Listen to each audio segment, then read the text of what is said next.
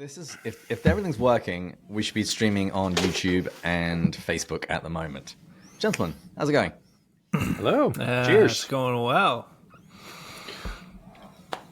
Well, There's a different level of nerves. There's a different level of nerves, by the way, when you're like live streaming. Even though we genuinely don't really cut anything, or we don't cut too much from anything, there's just that happy comfort to know that you can. That's very liberating. Listeners, Matt's just nervous that David can't now magically make him sound smarter. Yes, they'll now finally hear everything. Kidding. Hashtag joking. He's truly the pinky. That's what everyone's going to realize. Yeah, and David's the brain.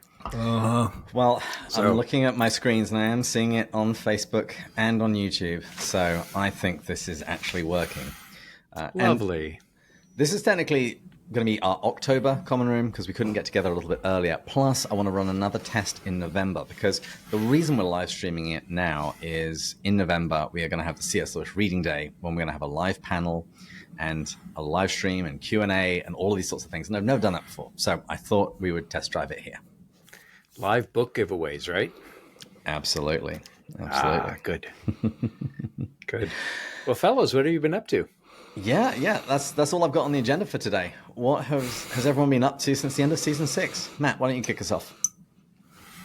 Yeah, I alluded to, I guess, but I don't know if I've really dove into the fact that I am now deeply into a romantic relationship. Ooh. Cheers to that. Yeah, we're actually on our I'm here in DC, and this is our she's labeled it our love anniversary. It's a month since I told her I love her. Okay. And does she have a name? You would say that, David. Yes, her name is Mary Margaret, and she's the most wonderful human ever. Too good for me, too saint-like for me. Yeah, that was inevitable. But I've shared all of my darkness and brokenness, and she still, for some reason, loves me. So, I did everything possible to push her away. David and I both know verses of that hymn. Yeah. She's not there in the apartment with you, is she? Can she poke her head in? No, she's not. Okay. I'm actually only in her apartment right now because my Airbnb is not check-inable for another hour and a half. So she's back at her office. Okay, great. Yeah. But no, I guess that's taken up. Yeah, you'd imagine when you go from building a life around singleness, meaning like you have a lot of time to do extracurricular things and to stack things certain nights of the week. There was the first month and a half of just like scaling all of that, scaling back all of that. But yeah, she lives in Washington, D.C. also, if you didn't pick up on that. And we were introduced by a Notre Dame professor who heads the Constitutional Studies program. She's an attorney, but now she's an executive director of a legal not-for-profit. And yeah, we were introduced. He messaged me back. I don't know if it was March, April, May, somewhere around then. He's just like, I've met the most wonderful, beautiful person. And I said, all right, my ears perked up. And so... yeah, over the summertime, I called her out of the blue. Okay. And a few conversations, and then, took her out in person. That's obviously the big thing, I guess. From a work perspective, listeners have heard the ups and the downs over the years, and it's just in a really fantastic spot bringing on a new partner. So God has been really great with everything this past 6 months. So that's a gift. So I guess the professional and the personal side are all coming together in a big way, and he's been kind of communicating through books and stuff that I've been reading as well, of just like, what was this season of the last few years? What were some of the dark periods, some of the light periods? What was I supposed to learn? Yeah. It's kind of all becoming more clear as time goes on, which I guess you kind of knew in the darkness, but it still sucks. Sure. So yeah, I guess that's the big update. All right. How about for you, David? Well, I've been exceptionally busy. So since we ended season 6, I've moved our podcast over to Spotify, Anchor, whatever it's called these days, because FeedBurner, which is what we've been using to distribute the podcast, they disabled statistics ages ago. It's one of Google's many projects that they build. They build something really great, and then they progressively then start taking it down and decommissioning it. So it was time for us to move over to something new. So I did I did that. I've done a whole lot of prep for season 7, which I'm really excited about. We've got some really great guests. But the big thing that has taken up most of my time has been the C.S. Lewis Reading Day. And I'm just going to do a screen share, which should hopefully also work. So if you go to pintsforjack.com/reading-day, this is our generic entry for the Reading Day. And if you go to the inaugural Reading Day for 2023, so I'll do a page each year. I produced a trailer, which I'm kind of proud of. So it's basically saying that we wanted to steal from the Tolkien fandom because they have a Reading Day every March 25th. And so we're going to do the same thing for C.S. Lewis on his birthday, which is November 29th. Nice. And so on this day, we're going to have a whole load of events. We've got a bunch of different podcasters, YouTube creators, Instagram channels that are going to be participating. And we're inviting everybody to participate by sharing their favorite Lewis quotations on social media and in person. You can go and watch that later.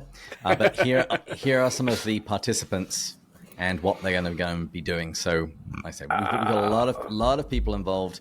We're going to be giving away a ton of free books. If you want to get any of those, you've got to sign up here, and then you will be on the list.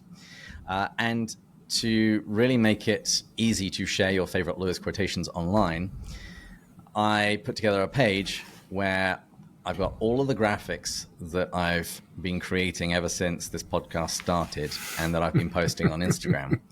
So I've got them all grouped by book. So chances are, if you've got a favorite Lewis quotation, it will probably be here. And if it's not, shoot me a message. And if I have some spare time, I might produce another one for you. But yeah, these are all of the graphics. I've just been coordinating with all of the different participants. And since we're actually live streaming this common room, I've also been working out what's involved in setting up a live stream for a Q&A panel, which is going to happen actually on the day itself. We're going to have a number of representatives from different C.S. Lewis podcasts, and we're going to have a chat. We're going to particularly talk about the upcoming Netflix adaptation, hopes and fears, as well as doing a live Q&A in YouTube through the little chat panel at the side. Nice. And that's been my life. That's so good. Oh, and Matt? A toddler and a newborn, just for fun.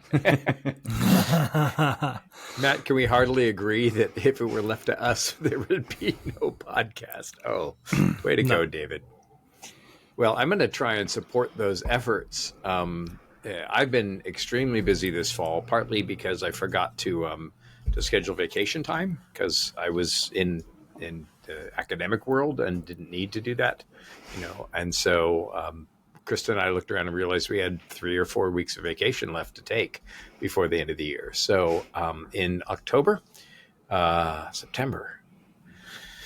don't know what month it is. In September, we went to the Wade Center for 9 days. And some of you may have seen David's post on Instagram. Yes, I'm in Wheaton and I'm going to meet with Christian Ditchfield-Lazo. And she'll probably bring along Andrew. So that was good. It was a lovely morning. We had coffee together and we're at the Wade Center, and I was at the Wade for 9 days and got to see some folks and met with Ballet 5/8 and Jerry Root. And that actually led to my last out-of-town trip coming up next Monday.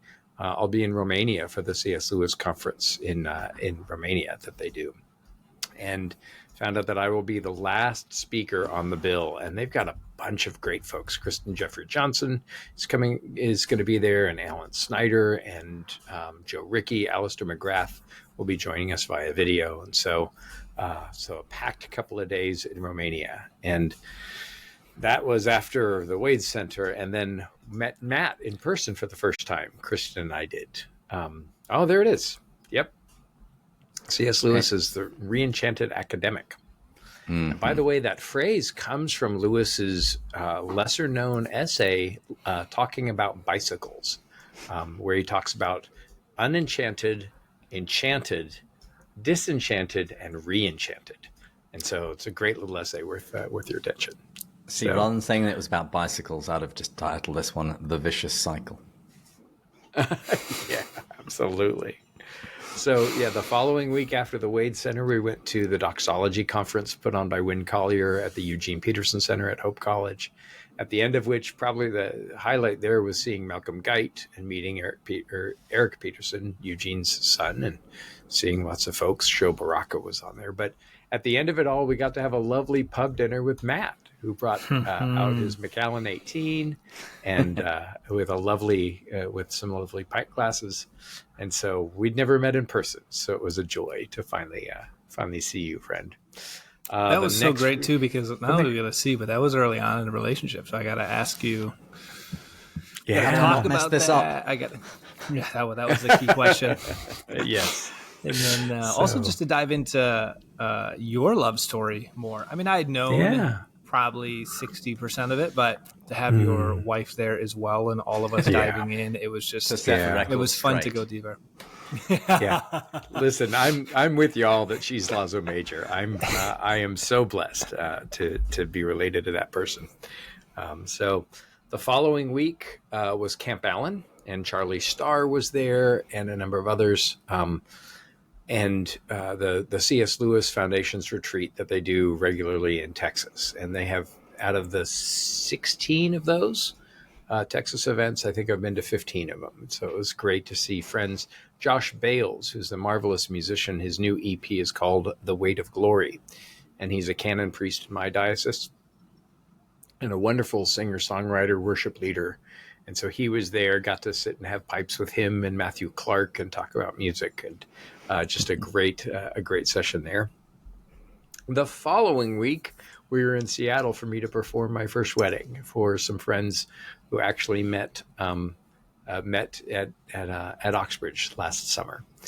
So I got to do that wedding in Seattle and also see some friends. And then got home from that. Where else did we go? No, I think that's it. But then off to Romania on Monday. So busy time, and that's why I'm here in my office instead of the home studio. I've got to get a bunch of stuff off my desk before I do some traveling. We'll be speaking for the Southern California C.S. Lewis Society the week after I get back from Romania, speaking to a local church on Lewis and patriotism. So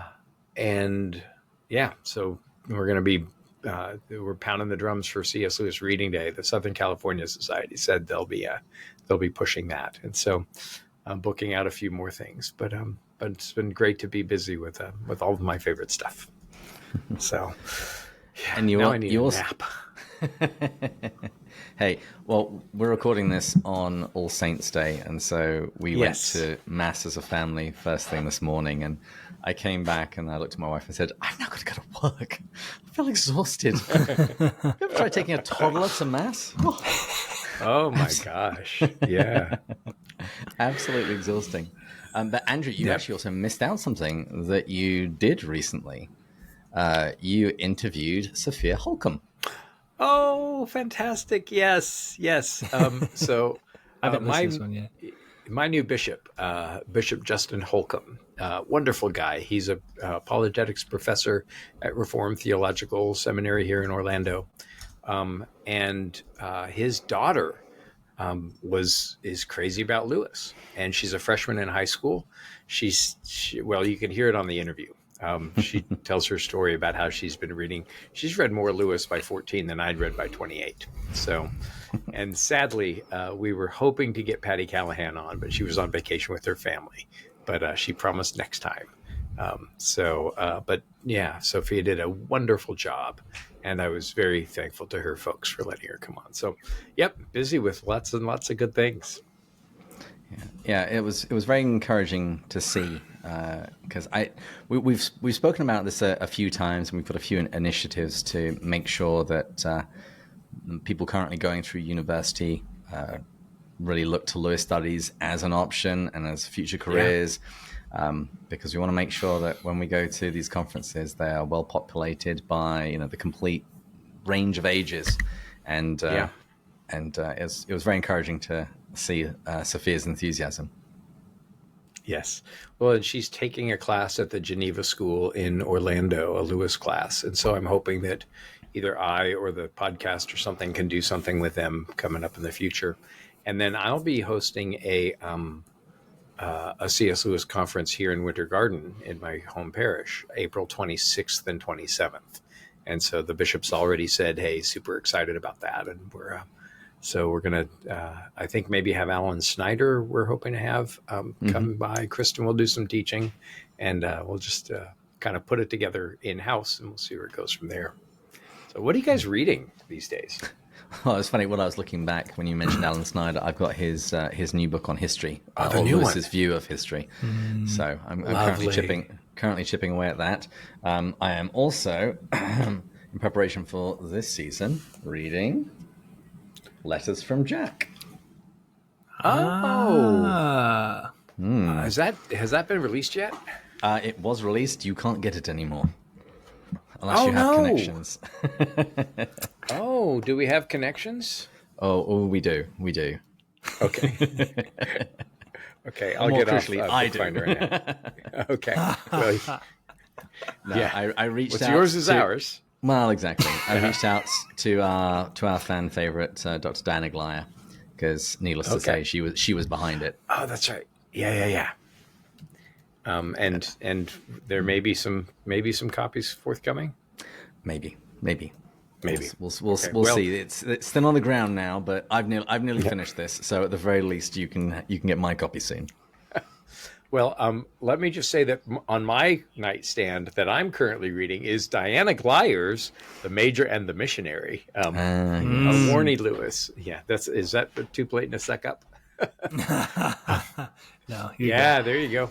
You mean this one? Oh, see, now who's doing show and tell? Well, I was going to say, I mean, we started this live stream, and I was thoroughly expecting you to go, look what I've got. But of course, you're at work, and so all of your treasures are normally at home.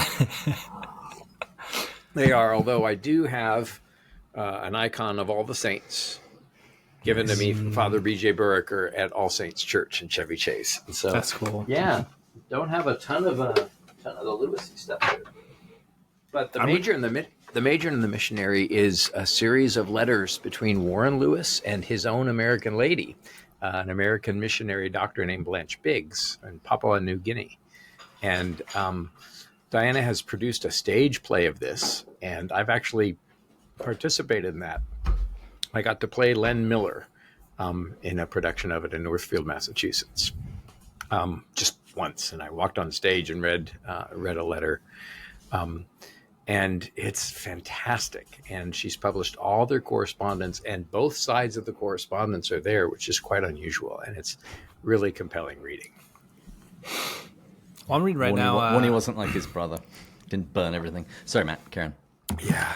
No. Similar. In preparation for the season, I'm doing Joe Rigney's next book, which is, I have to make sure I read this right, C.S. Lewis on the Christian life, becoming truly human in the presence of God.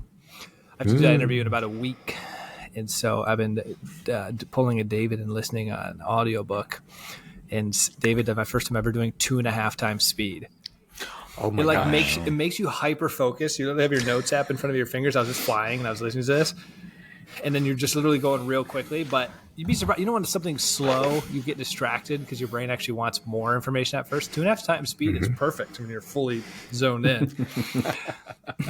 But no, it's really beautiful. I'd say for anyone who's actually curious, it was a little bit different than I was expecting. He approaches it as almost explaining the Christian life from Lewis's perspective. So it's almost more about the Christian life than it is about Lewis. And then it uses Lewis to support it. Where I think when I went into it, I was thinking it was going to be more about Lewis and then connecting it to the Christian life. So this is a good way just to hear about a lot of Lewis's principles on prayer. How do we pray for things when God knows everything? Predestination versus not, the free will side of things, divine life, all that stuff. Just these bigger theological concepts, and then connects it to Lewis.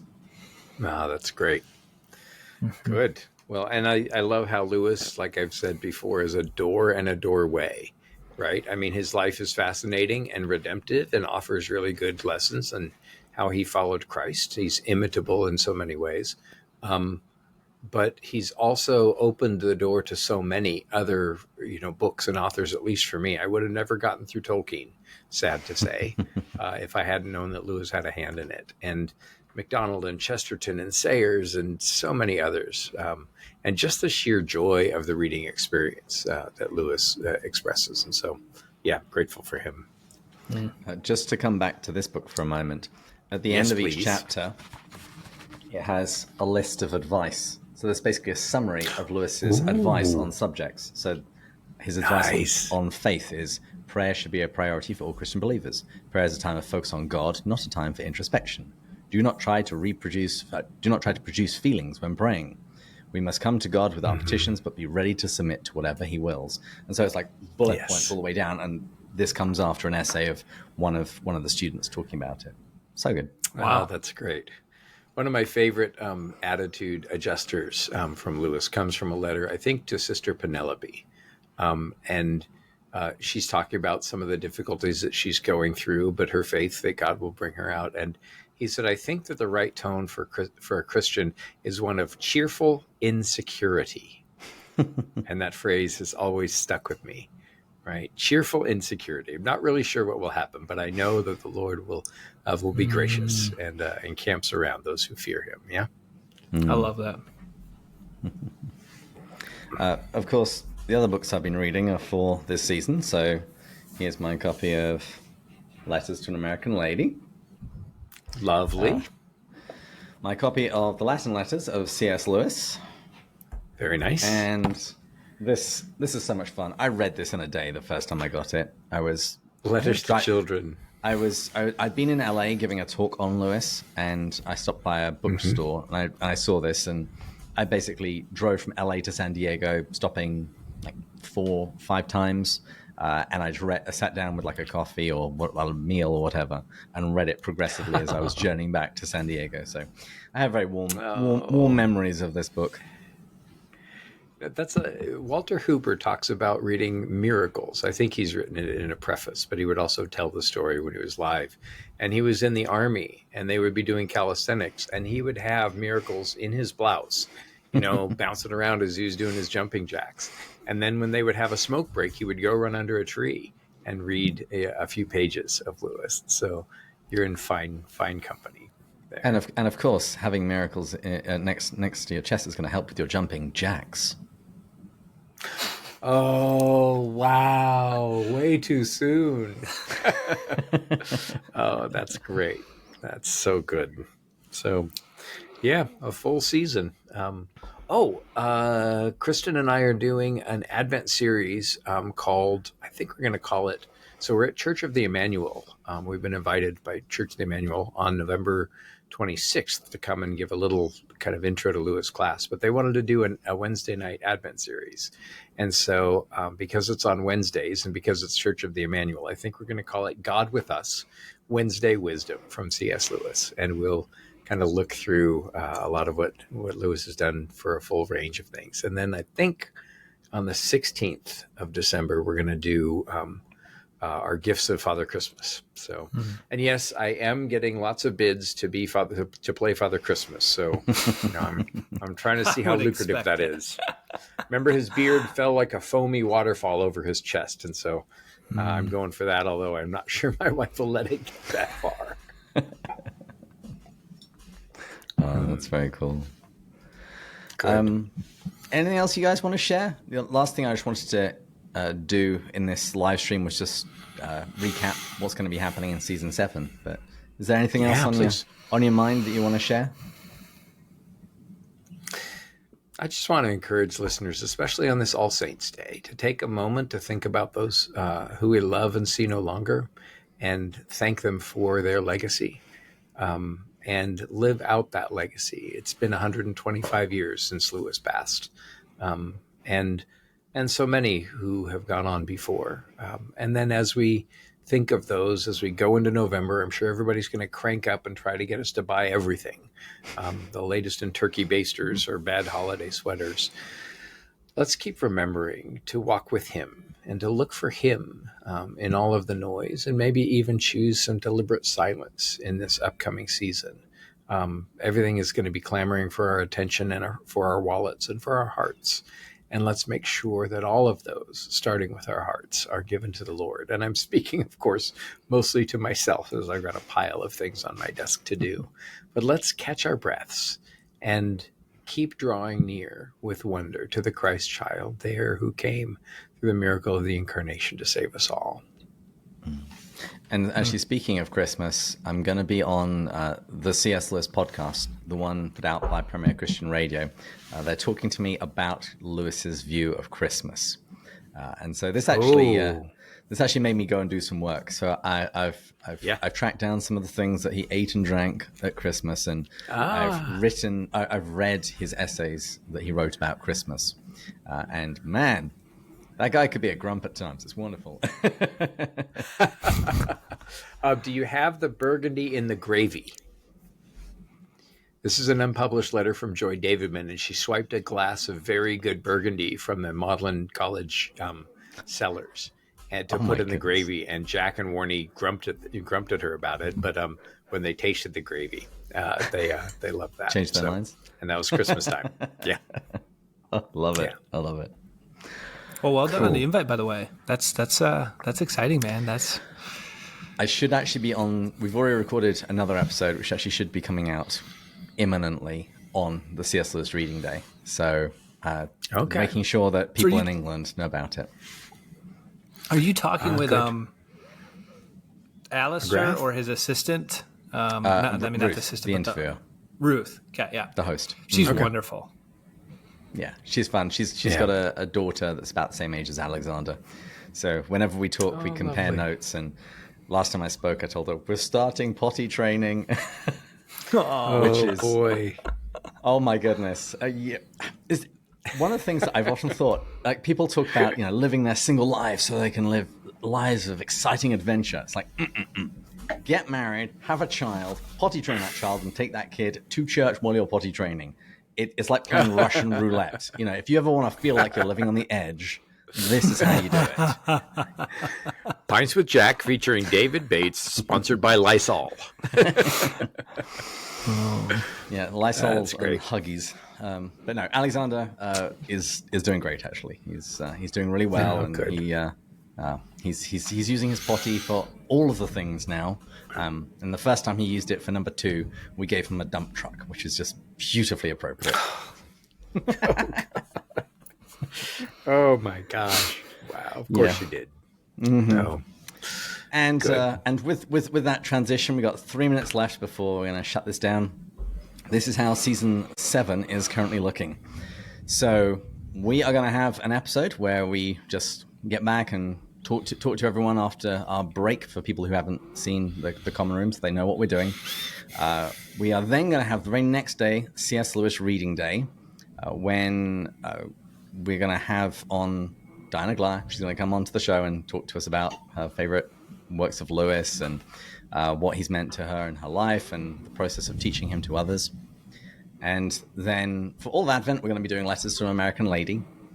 And then in January, we're going to have a bunch of interviews. So Matthew's already spoken about some of the ones that he's going to do. This is going to be really, really, really fun. And then we're going to do the Letters to Children and Latin Letters in February.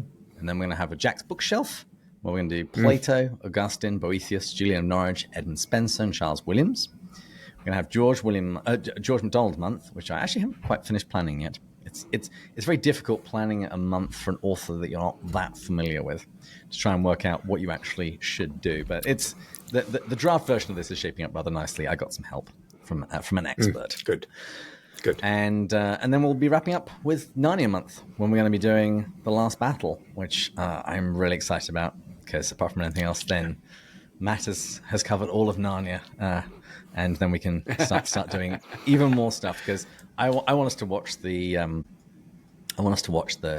different adaptations, because we all watched the Voyage of the Dawn Treader movie, which is awful.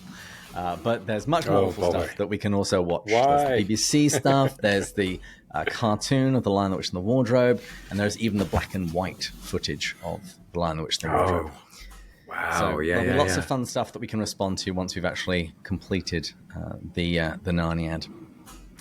Oh, and I'd be remiss if I didn't shout out Lesser. I saw the Lesser Known Lewis. I'm doing Myth Became Fact on December 11th for the Lesser Known Lewis podcast. And so really looking forward to connecting with those guys. And then just did one with, Lamppost listener? Lamppost listener. Yes. Yeah. My friends who I met in January. So it was great to be on with them. So yeah, lots of busy, good things. So much collaboration.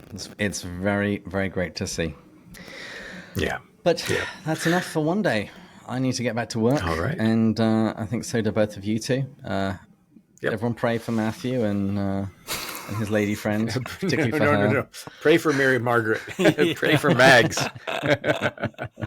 Matt's prayers have been answered, but now the hard work begins. It's true. Yes. That's what my grandfather This says. is how you become a heavenly creature.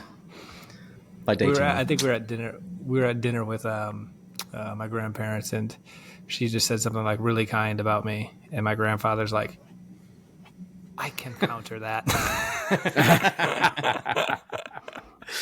Good. Yes. Good. Well, we're glad to know that it's inside the family as well as outside. Oh yeah, very much so. Yeah. All right, gentlemen. Good. This has been grand. Yep. Blessings and peace to you all. We'll see you soon.